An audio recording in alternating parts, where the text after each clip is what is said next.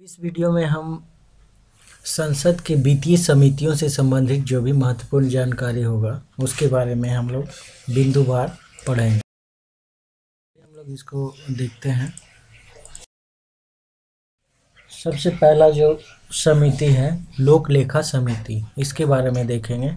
इससे बहुत सारा क्वेश्चन आते रहता है, जैसे कि इसमें कुल सदस्यों का संख्या कितना है और इसके जो अध्यक्ष होते हैं उनको कौन नियुक्त करते हैं। तो इस प्रकार का जो क्वेश्चन होता है, चलिए हम लोग देख। लोक लेखा समिति, इसके कुल सदस्यों का संख्या कितना होता है? 22 होता है, जिसमें 15 सदस्य लोकसभा से तथा 7 सदस्य राज्यसभा से लिए जाते हैं।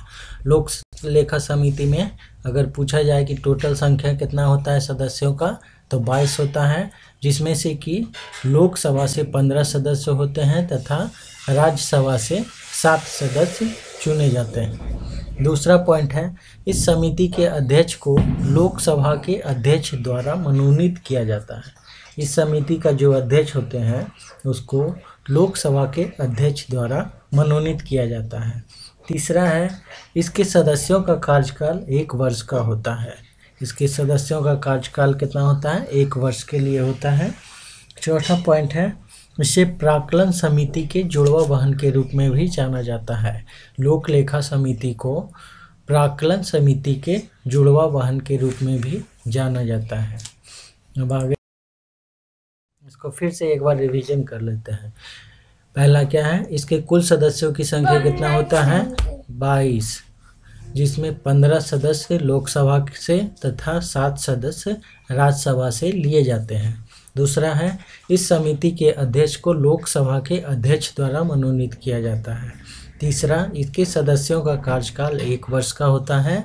चौथा है, इसे प्राक्कलन समिति के जुड़वा वाहन के रूप में भी जाना जाता है। चलिए प्राक्कलन समिति, प्राक्कलन समिति के बारे में हम लोग विस्तृत रूप से पढ़ेंगे। जैसे इसमें भी कुल सदस्यों का संख्या कितना होता है? इसमें टोटल सदस्यों का संख्या 30 होता है और इसका जो सदस्य होते हैं इनका भी कार्यकाल 1 वर्ष के लिए होता है और इसका अध्यक्ष भी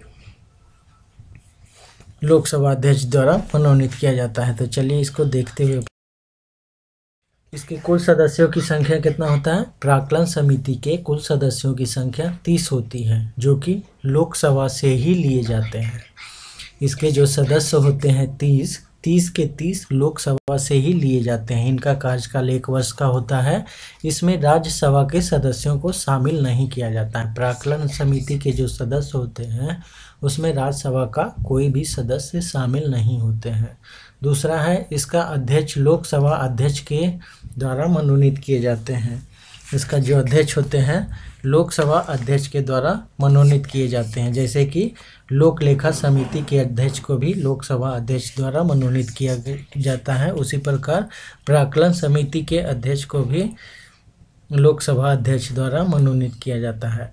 इसका जो मेन कार्य होता है वो क्या होता है? सरकारी खर्चे में कमी लाने आदि विषयों पर यह समिति रिपोर्ट देते रहती है। सरकार को सरकारी जो खर्चा होता है उसमें कमी किस प्रकार से लाया जाए, इस संबंध में प्राक्कलन समिति रिपोर्ट देती है।